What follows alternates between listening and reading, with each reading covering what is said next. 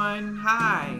This is Demia Thomas here, aka Dr. D, and this is the Be About It podcast, the show where we hear about the real challenges of urban school leadership in public schools, why they exist, and the steps we can take to be about it and change the landscape of schools. Hey, good people. I know it has been a while since I have last spoken, and I'm trying something new because before I was doing just audio, but I figured let me try some video and see how that turns out. So make sure you give me some feedback about the video piece. Okay, because the goal is to eventually have people come on as guests, and I would love for people to actually see and engage with the person on the screen in some way, shape, or form, as opposed to just hearing the audio. So I hope everyone is doing well. I hope everyone had a fantastic Thanksgiving holiday and spent time with people that they love and care about, and people that love and care about you. And so I just hope that you were just surrounded by love for the past couple of days. Okay. All right. So let's get into it. So welcome to the Be About It podcast.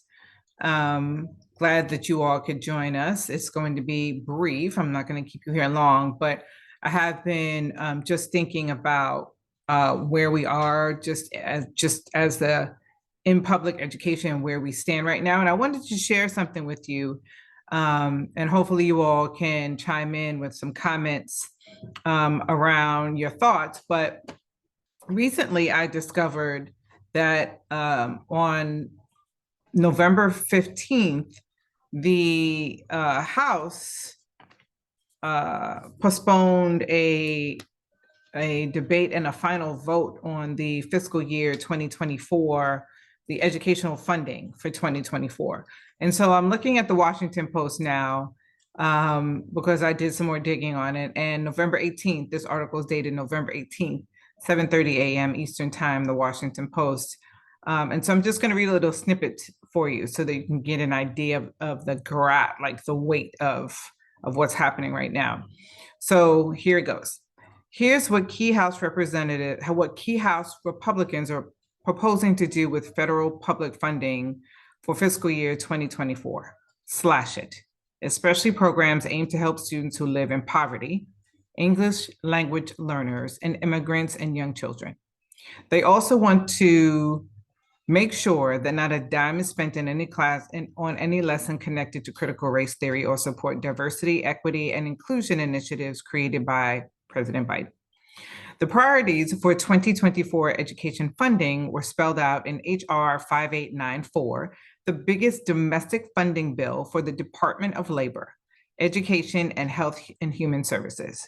It was approved this week by a House committee and sent to the full House for consideration, but a planned vote this week was postponed when right-wing Republicans refused to consider more legislation because they were angry that House Speaker blah, blah, blah, blah, passed a bill, blah, blah, blah, blah. That's not the part that's really important. Here we go. When you scroll down and look further in the article, here's the part that you really need to pay attention to, right? So this Republican legislation would, among other things listed in this article, cut education department funding 28%, which is $22.5 billion. Okay, billion dollars. Cut by 80% for Title I, which is a program specifically created to support schools with high percentages of poverty, of students who live in poverty, right? Which is at the heart of the federal K-12 education law of every student succeeds, that whole act, right? That 80% is $14.7 billion, not million, $billion. So I'm gonna pause there for a second, like just for a hot second. I want you to take that in. Okay, I hope you've been taking that in. They want to cut education funding $22.5 billion just overall, specifically cut by 80% a Title I program, which as the school principal, I only worked in urban schools and in low poverty, low income schools. That Title I funding was so critical to help with programs and development at my school. And we already have a shortage as principals, right? This funding helps fill that gap, helps the school do what it needs to do for its most impoverished populations. I want you to just grasp that for a second, right? Like that is what they are voting on and proposing to cut. Let me go to another bullet. This legislation, the Republican legislation, also wants to eliminate funding for state grants that support programs that improve teacher and principal quality. $2.2 billion. They want to cut that. They want to eliminate it, not even cut it, but get rid of it altogether. What in the entire fudge? We already have a system that is terrible, but now we are proposing to eliminate $2.2 billion that support programs to improve teachers and principals. Make that make sense for me. Like that makes no sense whatsoever. Like help me understand. Please, Lord have mercy, help me understand. What is that? Okay, you sit and marinate on that for a second. Let me go to the next bullet. They want to eliminate funding, which is $1.2 billion for the federal work study program. Now, some of you went through the program, federal work study program, which provides part-time jobs for students with financial need so they can earn money to pay for college. I did work study. I mean, you know, how many of you did work study? Like, what is happening? I mean, it's a rhetorical question, but I really need you to think about that. Like, see, I want you to see the writing on the wall. Let me go to another bullet for you, if you don't mind. They want to eliminate funding, not cut, completely eliminate funding, $890 million for a program that supports 5 million English language learners.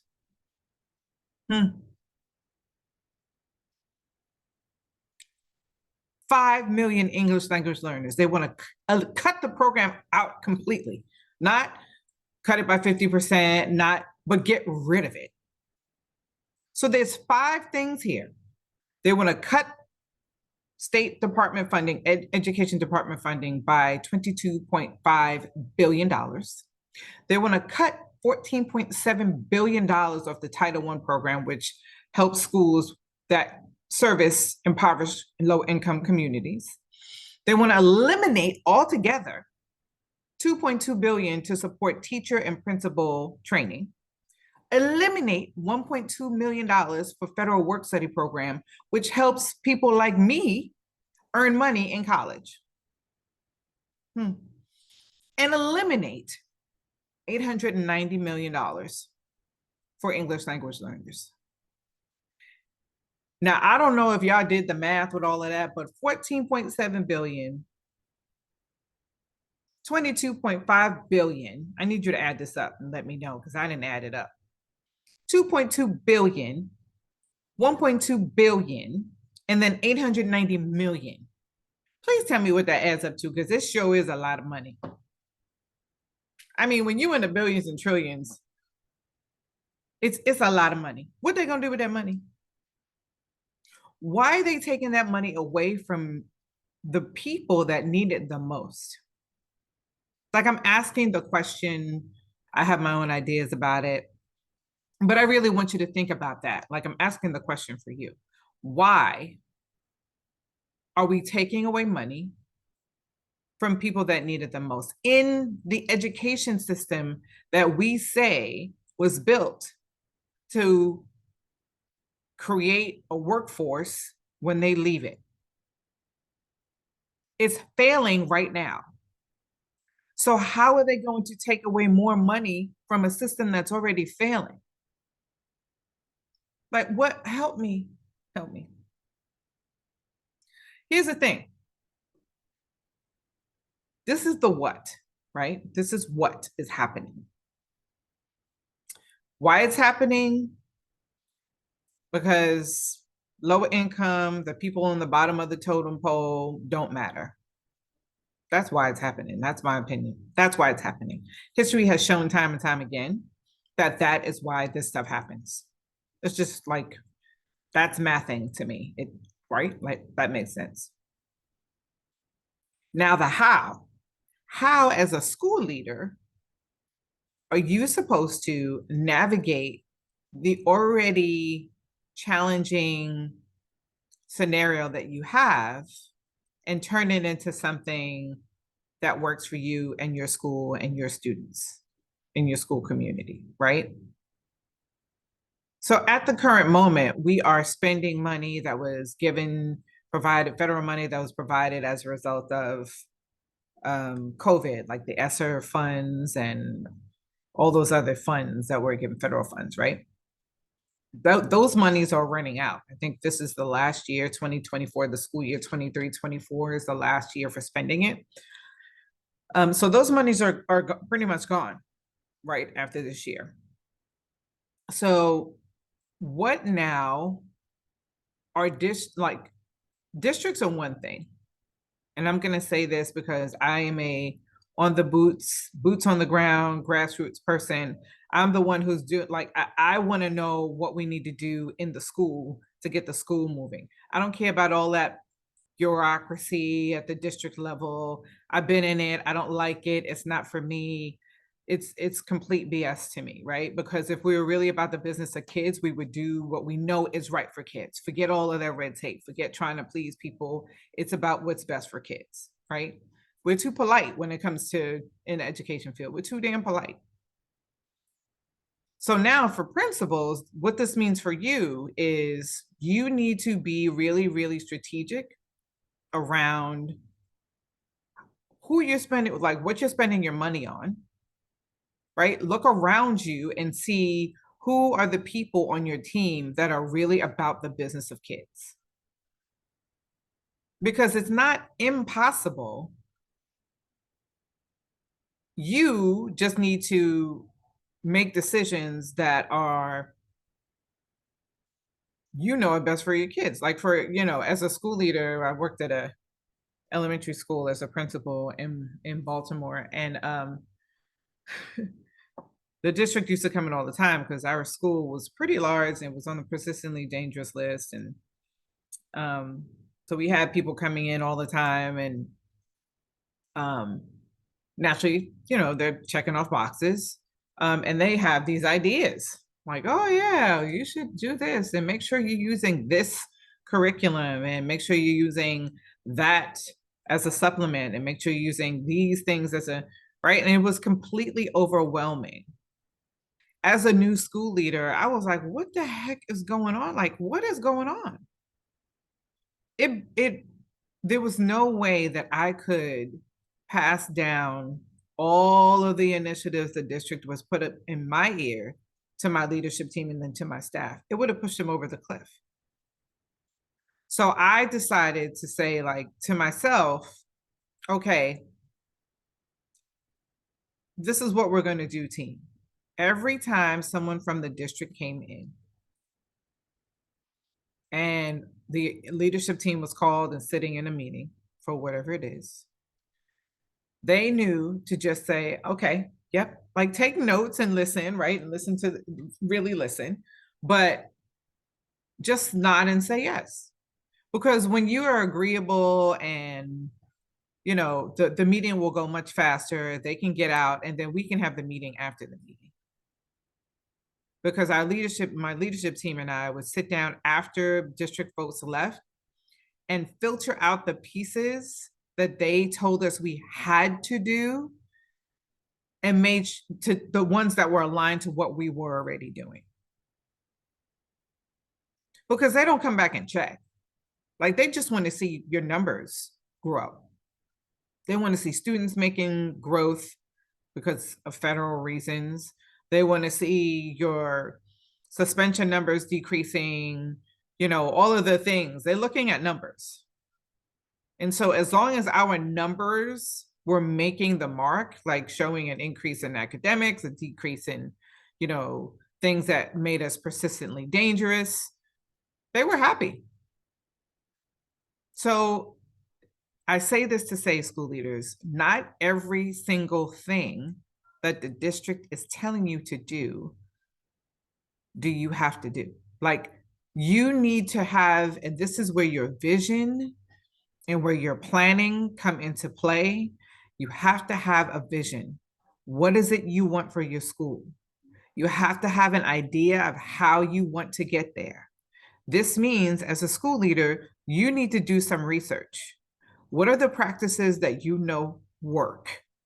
What are some things that work? For example, my daughter went to a school in Brooklyn in Park Slope. I lied about my address because I wanted to put her in a bed. I lived in the hood.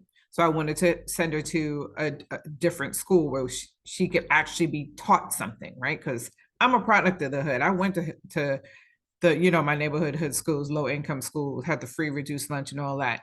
Yeah, they didn't do me well at all. I had a subpar education going to college. Still made it, but I shouldn't have to go through that. So I decided I'm going to lie, which is a crime, by the way.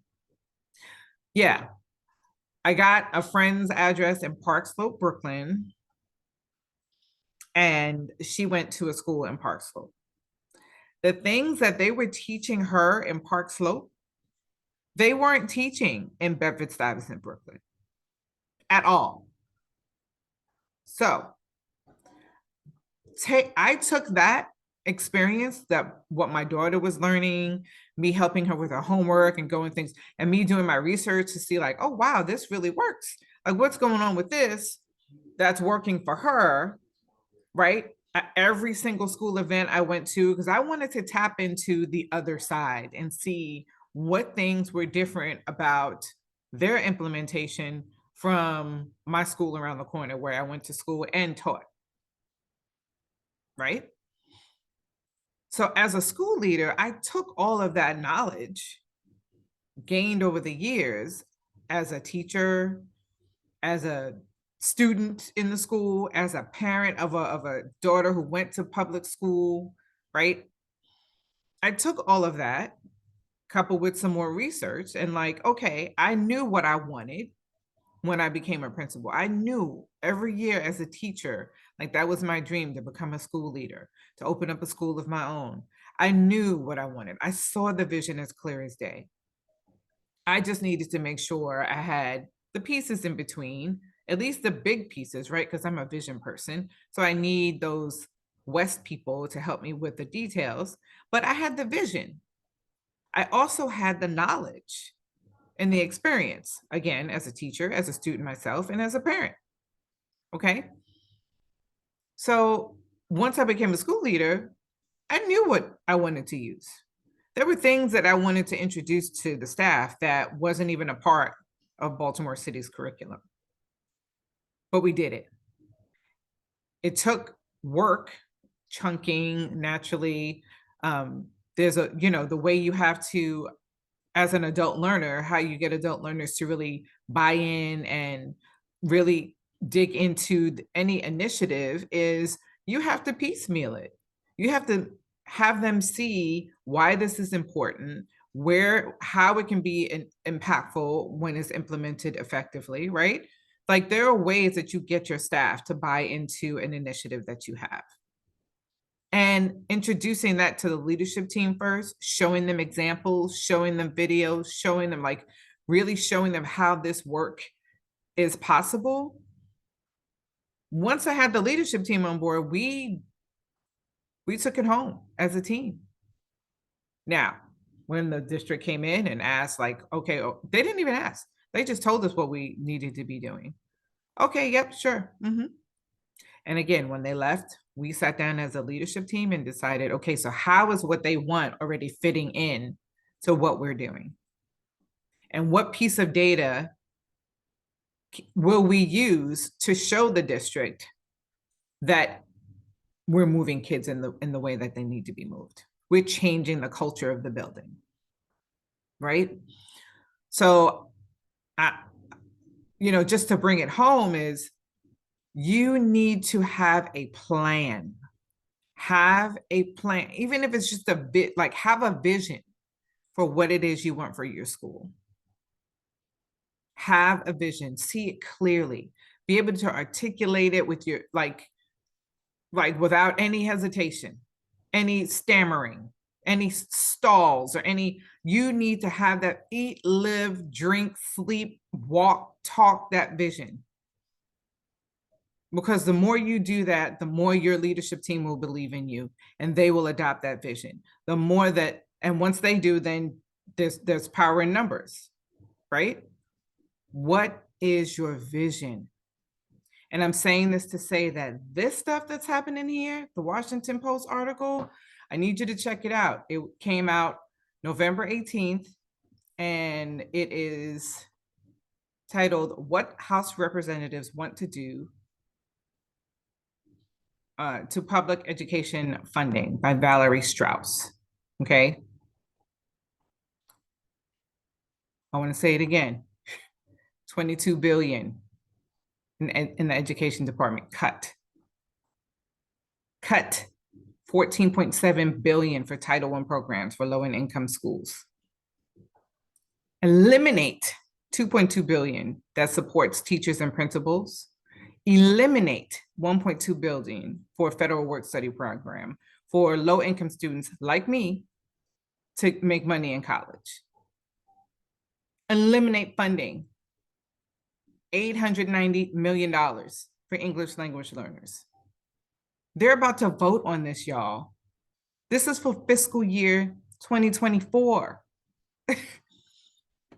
I need you all to get at, speak to your local, whoever it is, your state senator, your local representative, whoever.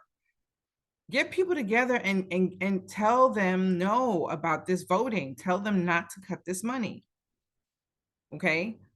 So let me just bring it all around, full circle. One, come together, get some people to talk about this plan to cut and eliminate all of these programs that are helping the most impoverished schools and the people that need it the most. And it is a HR, it's called the Priorities for 2024 Education Funding in the HR House of Representatives 5894. Okay, that is the bill. When you go to the article, it has the bill linked in there so you can actually look at it. So the House of Representatives bill is HR 4894. It is absolutely terrible. This is so clear of what they feel public education, or like urban, low income, impoverished communities, public education, what they think of us, what they think we're worth. And so if this is not a cry for help, y'all, if this is not a cry for, we need to do what we know we need to do, I don't know what is. And so this call to action is for all of you urban principals, school leaders, people who are directors, executive directors at an urban school. I don't care, even charter school, because public charters is also using federal money, right? This is the call to action. You all need to make decisions based on what is best for your school. Have a vision, know it, breathe it, sleep it. Communicate that vision clearly. So have a vision, communicate clearly to your leadership team over and over and over again. Everything you do, say, feel is based on that vision that you've communicated. Bring your team up to speed with that vision. You all can make it happen if you stick together. And that means you can't be afraid to do the opposite of what the district is telling you to do. That's the big elephant in the room. Number 3, make decisions beyond the fear. Make it beyond the fear. Okay? It takes some practice, especially people who are rule followers. it is really difficult for you all to not follow the rules. It's pushing way past your comfort zone. Someone like me, it's not that hard. So I'm contrarian by nature. So, but for those who are rule followers, this is going to be a real challenge for you. And then this is where you need to decide, like, what am I doing? Am I actually making decisions that are best for kids, or am I just following along, blindly what the district is telling me to do? Right? So have a vision, know it, communicate that vision repeatedly in how you act, how you speak, everything that you do with your leadership team. The third one, and this is a biggie, is make decisions even in fear. As long as you know it's in the best interest of kids and you have some data to show it, you're fine. Trust me, you will be fine. Okay. So, and then the other piece of call to action is, this HR 5894. Make sure you share it with people, have people know what's going on with this, because we got to do something, y'all. It is an all out and out, like there's no hiding it at all. It's just the writing is clear on the wall that they do not care about urban education. They do not care about low income students. They don't care about what happens to them, us, because I was one of those students. Um, and so, yeah, I just need you all to just think about that and let me know your thoughts. Share what you think about the topic, and some opinions that you have about it. Let me know if this is a good way to engage with you all, because I am going to have a guest on very soon, so stay tuned for that. Yeah, so share your thoughts. Okay, have a great evening, and lead courageously. Okay, all right.